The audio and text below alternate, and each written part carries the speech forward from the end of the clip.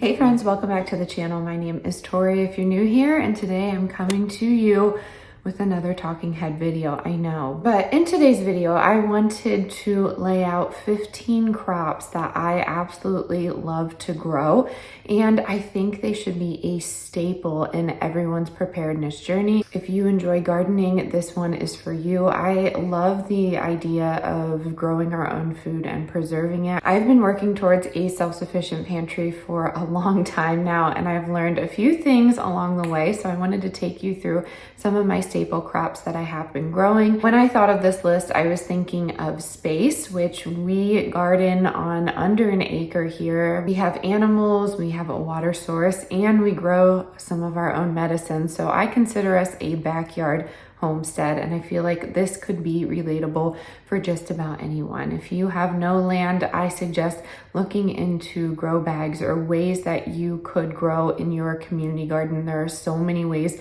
to do it. I promise you, it does not have to cost you your life savings. You just need to keep a positive mindset and really get involved with your community, because I promise there are so many resources out there for you to have a successful, self-sufficient garden. And this list of 15 is really going to get you going. So if you're new here, hey, hello, my name is Tori. I make videos on preparedness. We like to do it on a budget. We've been doing it for a while. I have an emergency preparedness playlist that I always have linked in my description box if you are a beginner like I was and you really want to get started on this journey. I have a list of many different items to get started on this journey, but this is geared towards growing your own food. So I hope you're excited. Please let me know some of the items that you're growing in your garden, maybe some items that you just can't live without, and maybe some items that will work well with this list. I tried to narrow it down, and 15 is what I came around to. Honestly, 10 wouldn't have been enough, and I feel like 20 just gets a bit overwhelming, so I landed at 15.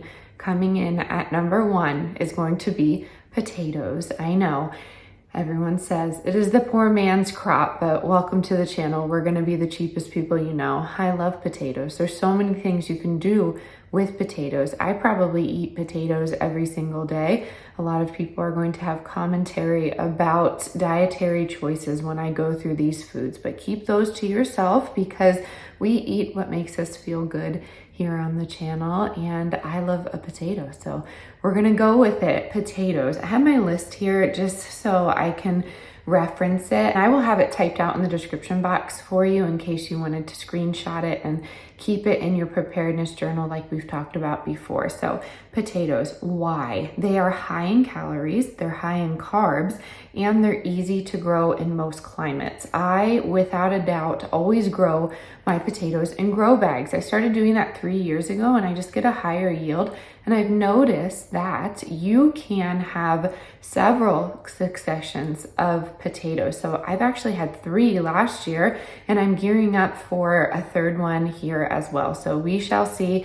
It is very humid here in Pennsylvania. We used to garden in Colorado, so I'm not sure how the spuds will go, but I'm about to harvest ours very soon, but it has been raining, so you want to wait for them to dry out a bit before you do that. The kids love harvesting potatoes. If you're a mom or a parent, you might find that this activity will be fun for them. And the special bonus about potatoes is you can store them for months in a cool, dark place. If you have a root cellar, awesome, but most people don't. So you could find a way to get them not bone dry, but to its driest, and then you could put them on newspaper, you could put them on a shelf that does have access to air. I would not suggest putting them in sawdust. I do that with my carrots, and we'll get to that a little later, but there are ways to make a cellar in a humid climate. I have never gardened, in Florida or anything like that. So people in warmer climates, you'll have to chime in on this one, but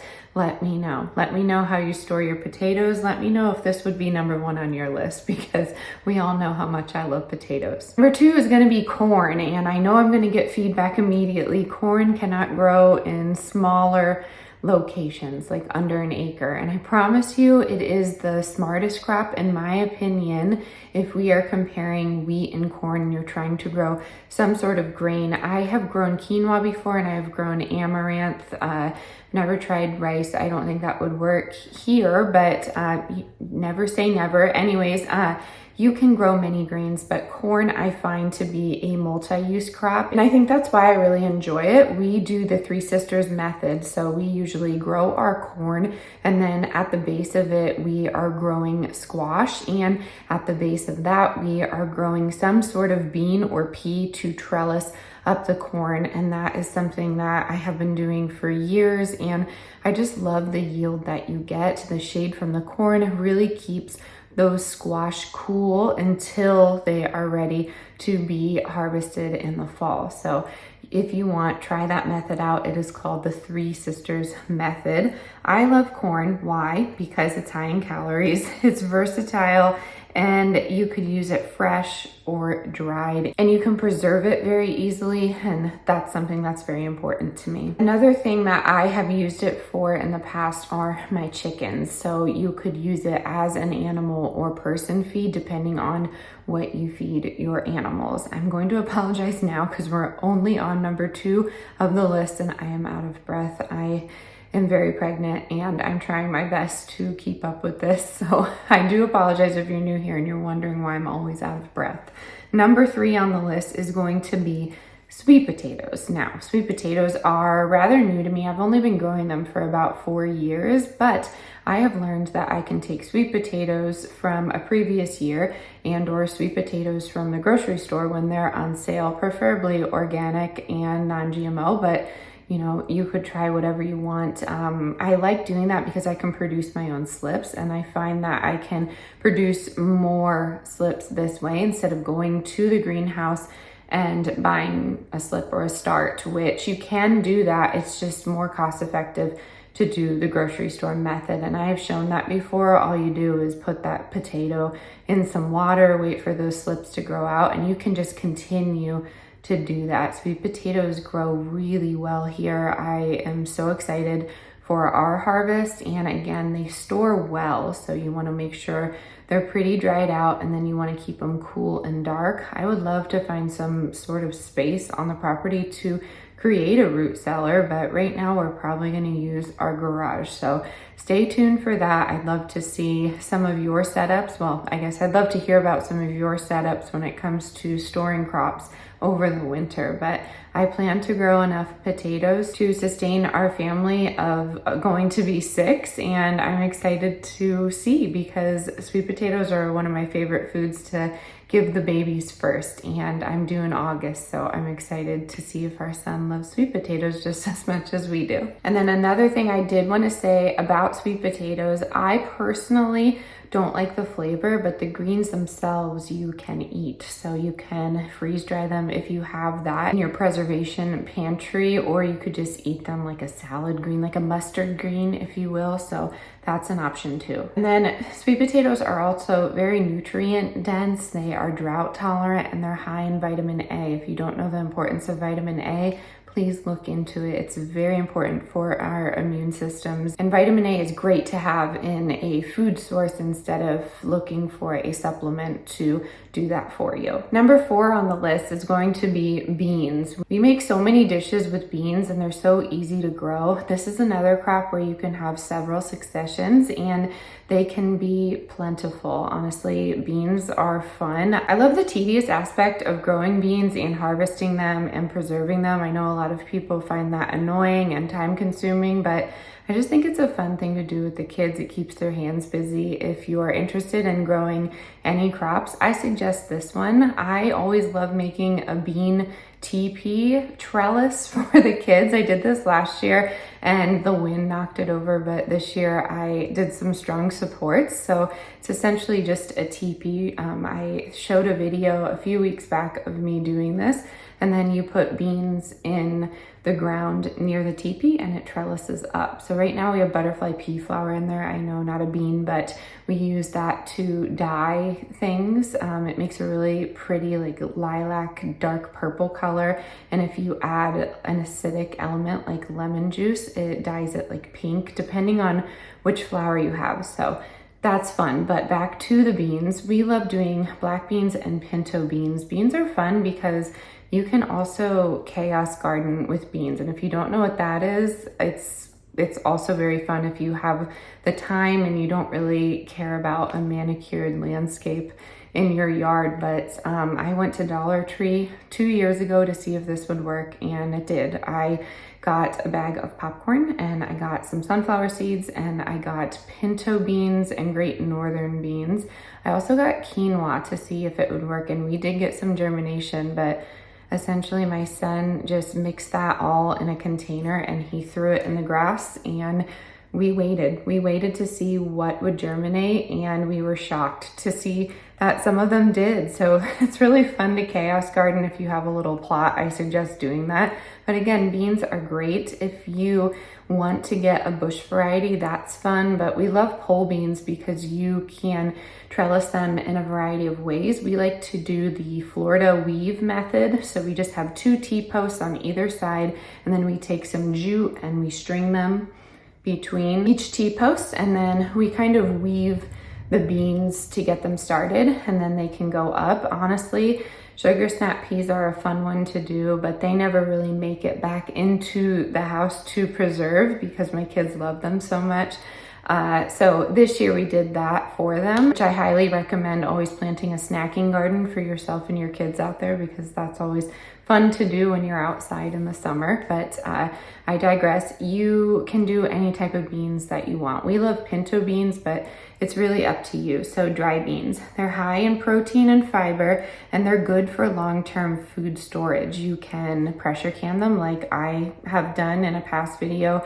You could put them into Mylar, you could put them into glass masons and then suck the air out of them. You can even grind them down into a powder and make like little pancakes or something out of them, something savory really, but they can be used in a variety of ways. You could also soak them and feed them to animals in the event of an emergency. That shouldn't be their main food source, but I find that my ducks really enjoy peas and beans and things of that nature, and I'm finding that my turkeys do too, so that's fun and exciting. Also, I like to companion plant peas and beans just because they are a great nitrogen fix in the soil. So if you're ever finding that as an issue, definitely see if you can implement some sort of bean or pea into your garden that is lacking that nitrogen, because I find that it really balances it out and it's just a great dual crop. Number 5 on the list is going to be some sort of winter squash, like an acorn or a butternut. I like both. Butternut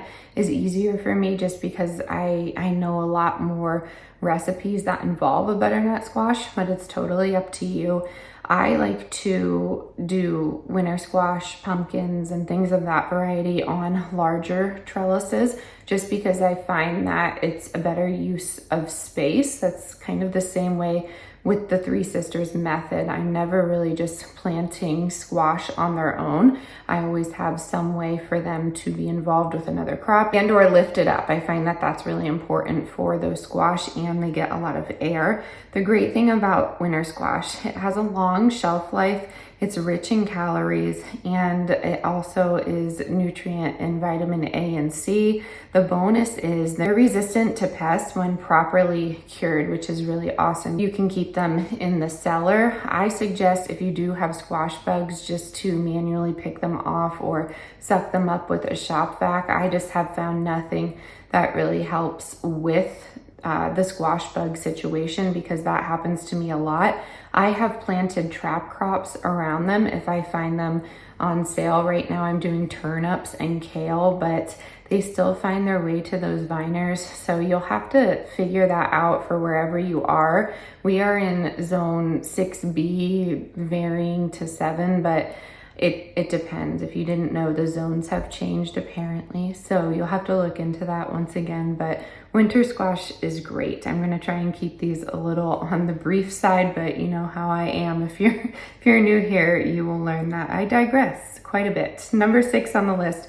Speak of kale, you could do kale, but I always interchange. So I'm going to make this a hardy green, number 6. So kale is great because it's cold hardy. It's extremely nutrient dense. It has iron, calcium, vitamins A, C, and K, but kale does have some issues as well. Again, I like to interchange them. Kale is great because you can freeze dry it or dehydrate it and make it into a greens powder. You could put it in smoothies. You can freeze kale very well. You can also add it to your animal feed. I just find that there's a lot that you can do with it. We enjoy kale chips. I know not a lot of people do. I enjoy it in a salad. You just have to massage it the right way with some sort of dressing, but it's good for you.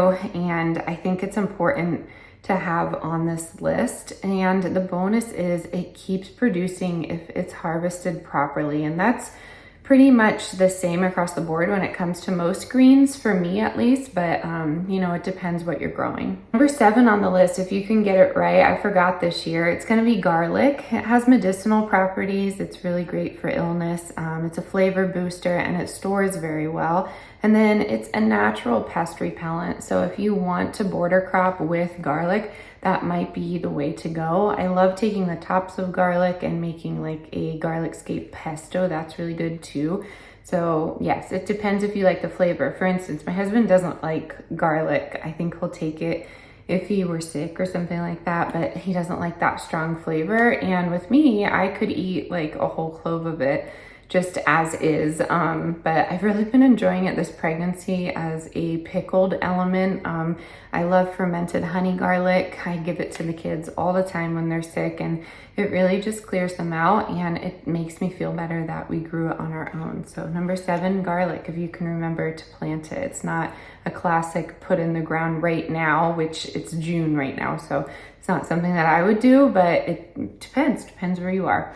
Number 8 on the list, onions, essential for flavor. It stores well and it's easy to grow. They are antibacterial and antifungal in their properties. So onions are medicinal for us, but I love growing them just to have them in honestly most dishes that I make during the day. I am a homeschooling, homesteading mom, so I'm making 3 meals a day. So we get to reap the rewards of growing a garden together. That being said, onions are a great one to have, and I love making little onion braids, and I love having them hung up in my makeshift cellar that I have. Number 9 on the list, carrots. Why? They're good for storing. Like I said, I line them up in sawdust, make sure they're not touching, and then we go from there. Sometimes they rot, sometimes they don't. Honestly, it depends on what kind of carrot. I've found the best luck with Scarlet Nantes, but I mean, it depends. And I always companion plant with my greens. So I have some lettuce poking around in there. Then I have my carrots, and they can be grown in tight spaces, and they're high in vitamin A and of course high in beta carotene. So that's a good one. We eat raw carrots every single day for skin health, and I suggest everyone do the same. You can make them fun. For women, it's good to have raw carrot salad. Number 10 on the list, tomatoes. Tomatoes has to go on the list. I love tomatoes. I grow the most tomatoes, I'd say, every year. That and lemon balm, just because we have so many medicinals out there, and lemon balm just spreads and grows quickly. But tomatoes we love to preserve. There's so many things you can make out of them. They're high in so many vitamins. They're versatile. You can have them fresh, canned, or dried, and I really just enjoy the fact that I can put them in a giant freezer bag and get to them later. So it's not something that I have to overwhelm myself with preserving. And the great thing about this crop is the seeds can be saved very easily. It's something that I haven't said in this video, but if you are looking for growing from seed, I would look into heirloom varieties. So you could save those seeds for next year and just continue on. Heirloom seeds are the gift that keeps giving. I will have a few linked in my description box. I'm not currently working with any companies on heirloom seeds. I love Baker Creek. I am not sponsored by them, but they have a really fun variety of seeds. Number 11 on the list is going to be herbs. Herbs of all varieties. You can grow them in such tight spaces, and they have so many medicinal uses. And again, the gift that keeps giving, if you cut it back, it's going to come back tenfold for you. You can use them to flavor food. They're really easy to preserve, and you can use them for a variety of things. Like I make our insect repellent with some fresh herbs that I grow. Another bonus is, like I touched on, small space friendly. So important. So many people come to me, I can't garden, I only have a porch. Well, you could utilize, the God-given sun, or you can bring your gardening inside and have a whole grow light set up. So there are so many ways to do this, but herbs are great. If you want to get started on something easy, I would suggest some medicinal herbs. Number 12 on the list is going to be broccoli. Why? Because it's high in vitamin C and K, and there's some immune support that goes along with those vitamins like we talked about, but it grows well in cool climates. I love broccoli because whenever I cut off a shoot, another one just pops up. It's great to have, and broccoli is easily preserved once again, so just blanch it and throw it in the freezer. If you don't like using your freezer as a means of preparedness, which, it depends. It depends. If you want to keep that freezer going in the event of an emergency, you're going to need a generator, so it's something that you have to think about. Number 13 on the list is going to be cucumbers. Cucumbers are super quick growing, like a very quick turnaround time. I have mine on the trellis out there and they're already starting. They're hydrating. They're easy to pickle and preserve. We use cucumbers in so many different recipes, and there's a high yield per plant. Number 14 on the list is going to be cabbage. Cabbage is an acquired taste, I shall say, but I love cabbage. The bonus is it can be fermented into sauerkraut, which is one of my favorite foods. I probably have it every day. It's essential for gut health. You can have your mind right for this wild world we live in right now. Another bonus about cabbage is it's cold hardy and it's space efficient if you grow it right. Again, this is a great one to grow in a grow bag. You can just have 5-gallon grow bags and have 10 of those, and then you will have some cabbage. Number 15 on the list is going to be sunflowers. I try and grow them every year. I love sunflowers. They are my favorite flower. There are so many varieties. I'm doing the mammoth this year and I'm lining my chicken coop with them. I use sunflowers for the chickens mainly. I mean, they're beautiful. You can use them for shade. There's so many things that you can do with sunflowers, but the mammoths create food for the winter time for the chickens. The seeds though, the seeds are high in fat and protein, and they're edible and storable. So you have to keep that in mind as well. I love a good roasted sunflower seed, super tasty. The bonus about this plant is it attracts pollinators. So that's really important, at least for my garden. We are brand new to this property, and it's the first thing we do to any new property is attract pollinators. So I planted some milkweed, some sunflowers, and a variety of crops to just really get some beneficial insects back into this place because I feel like it's important. So that was last on my list. I am hoping that these gave you some ideas to start in your garden preparedness journey. I love that these crops are super calorie dense, which is essential for survival in this wild world. Their nutrient contents are high, so vitamins, minerals, protein. I was trying to think of all of that when I was making this list, but again, my list stopped at 15. So if you don't feel overwhelmed, add more to it. Another one is going to be storage and preservation. That was super important to me when I made this list. Some easy ways to preserve these items for a rainy day, and the ease of growing and seed saving. Again, very important when you're thinking about utilizing your garden in a survival crop sort of way.